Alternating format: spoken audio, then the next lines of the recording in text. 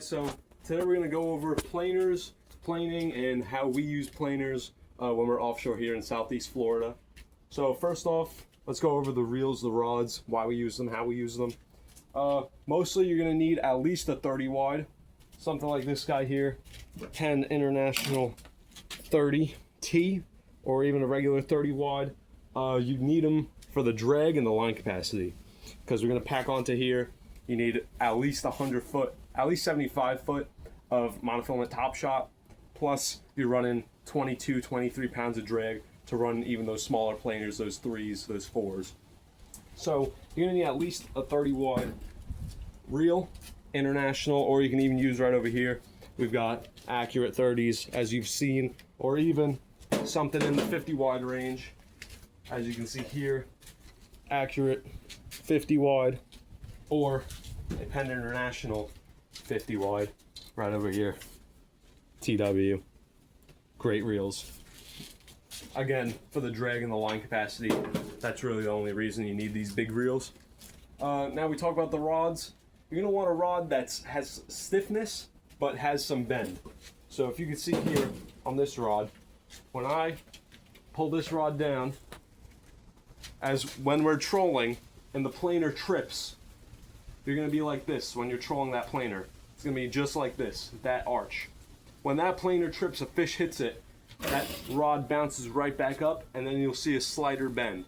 So you need that thick backbone on this rod to be able to fish that reel right in the rod holder and just keep cranking that fish up, while also having that little give in the tip there so you can see that that planer is tripped. If you have a heavier rod, some that you use for shark fishing or something like that, you're not going to be able to see the difference from that planer not being tripped versus tripped. So definitely look for a rod, I would say, but in between the 60 and 130 pound category, something in between that, and that's going to be your best bet to catch these fish. So now let's go on to what we use, what line we use. So I'll use this guy. This is our main planer trolling rod here. So underneath it we got 80 pound braid. Always braid for the main line, all right? If you don't have braid for that main line, that planer, it's not going to dive down as deep, and it's also not going to be able to get set, because when you're driving that boat and you have that mono keeps stretching and contracting, stretching, contracting, and that might trip that planer. So you need at least, in my opinion, 50 pound braided line on those reels if you're using a 30. If you're going for big wahoo, big kings, I think bumping it up to at least 60 pound braid is going to be your best bet, so you don't get any cutoffs, any breakages in your line. All right, on top of that, I put around 60 to 120 feet of 60 pound monofilament. I've used 40 pound, I've used 80 pound. 80 pound and 40 pounds a little too light. You get break-offs just from catching those bigger fish. And 80 pound, it's good. It's a little heavy sometimes. The fish might be able to see it and they won't eat. So I think 60 pounds is that perfect medium where you have enough protection here to where you won't really get cut off or chafed off. At the same time, you still got that ability to reel in those bigger fish. So we got around 60 to 120 feet, like I said, of that on top of our braid. Now, to connect our braid to that top shot. Now, the reason we use that top shot is to keep our planer as far away as possible from our bait. So we use something called a bridle. I'll show you the bridle here. A lot of bait shops and tackle shops sell a bridle for around $10. Doesn't make sense to buy them. You can make them yourself at home. I've made them out of monofilament. I've made them out of braid. This one's out of braid here. This is around 120 pound braid. And all you got to do, you make one uni knot. Well, first, you got to make 2 loop knots on either side. All right? Just an overhand loop knot, regular loop knot. That's all it is. And you've got around a 8 to 12 inch section of line in between there. You tie your main line onto the first loop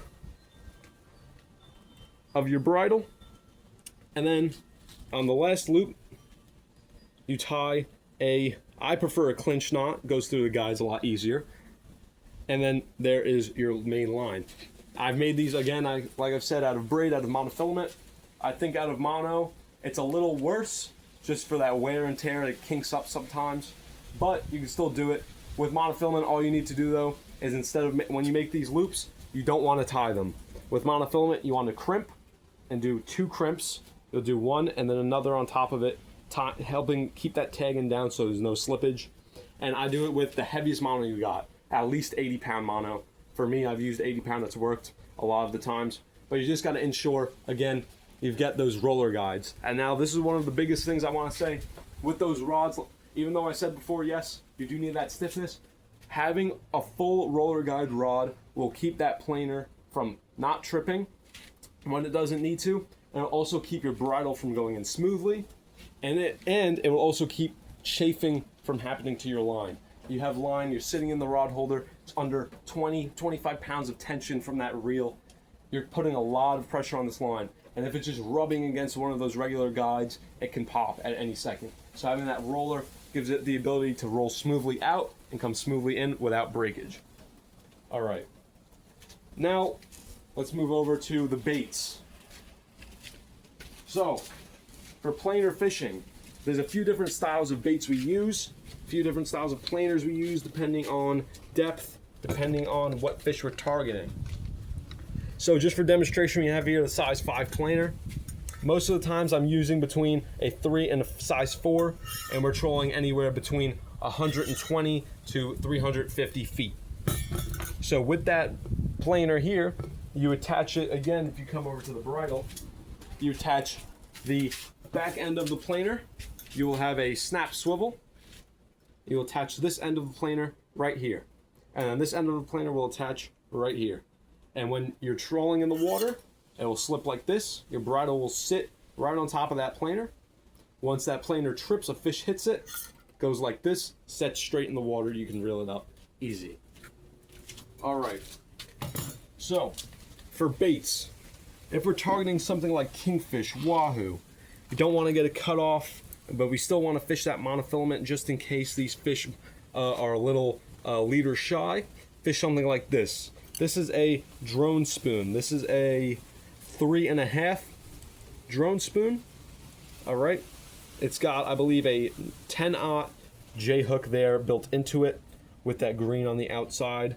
You can find these for anywhere from $10 to $16, local tackle shops, Walmart, Amazon, anything like that. On there, I've got around a 5-foot section of 40-pound monofilament. I believe this is actually 60-pound. You can use 40-pound, I prefer 60. Then we pull up to here, big heavy-duty swivel. You need this. This spoon underwater is constantly flipping up and down, shining. So you need that swivel. Make sure it continuously spins and you don't get any line twist. And now, why do we put that swivel at the end? At the end of our shock cord leader, our 60 to 120 foot leader that comes off of our bridle, we have a snap swivel, and then you snap this right onto that snap swivel. Keeps everything straight in line, and you can easily change baits. Now, if we're going for something a little different, let's say we really want to catch some tunas, maybe some mahi that are a little deeper, maybe even you still want to target those kingfish. Going for something like this. This is a single skirt squid. This is I believe, a 4.5-inch pink skirt squid. We've got a double tandem setup of 7-aught O'Shaughnessy Mustad J-hooks. We use O'Shaughnessy because you can easily punch these hooks right into each other. If you can see, all you gotta do is take one shank, put it right into the other. Prevents cutoffs, allows me to fish monofilament more, and it's also extremely good for strip bait. For these rigs, one of the only ways for these to work, you can fish them naked, yes, but the best way for these to work is fishing it with a strip. Either a bonita strip, even a ballyhoo. Some guys use mullet. I prefer bonita strips. A lot cheaper, a lot easier to use. So you puncture your first top of the bonita strip right here, and then the second through here. Sits flat. A lot of guys do the single hook where you gotta have a piece of wire through the eye. I don't mess with that. Have that double hook. A lot easier to hook up the bonita strip, and also a lot easier to, have that going through the water straight instead of messing around with some wire and all that. It also prevents cutoffs. Now we go to something a little different, more of a compound lure. This is more for those wahoo, those kingfish. Tunas and mahis will still eat this. This is again, double hook with those 7 O's. around 5 foot to 6 foot of 60-pound leader to that swivel, always running a swivel at the end.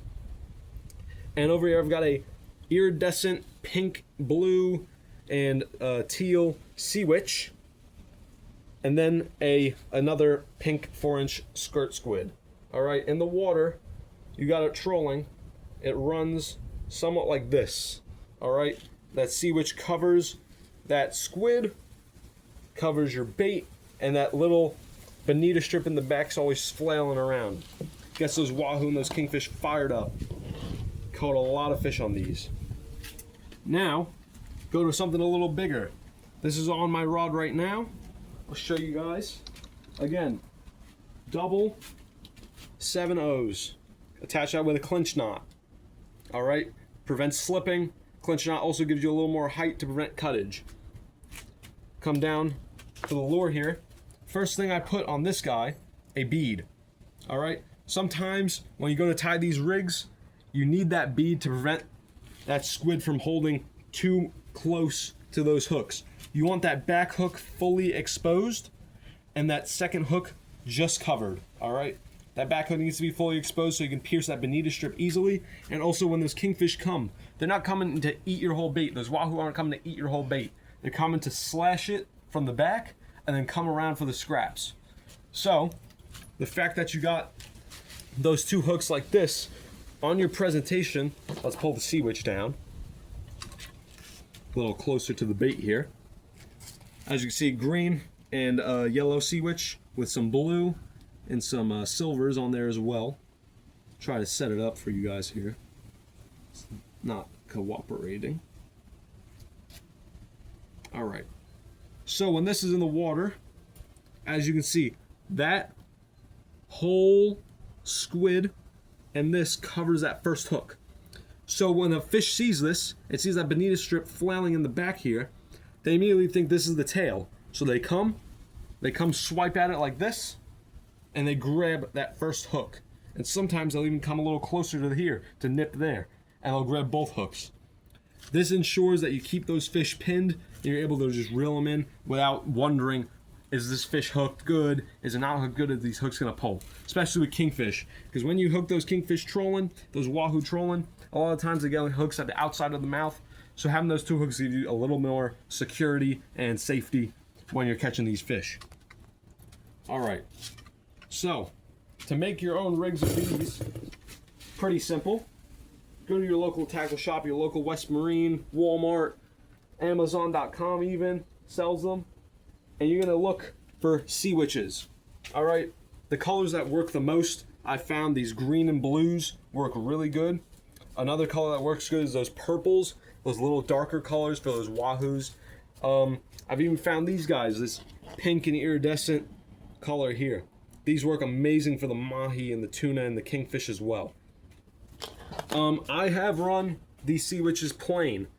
I just do a sea witch and then hooks. You can do that. You can also do sea witch and the squid here. Or I've even seen people do sea witch, squid, and another skirt underneath that squid.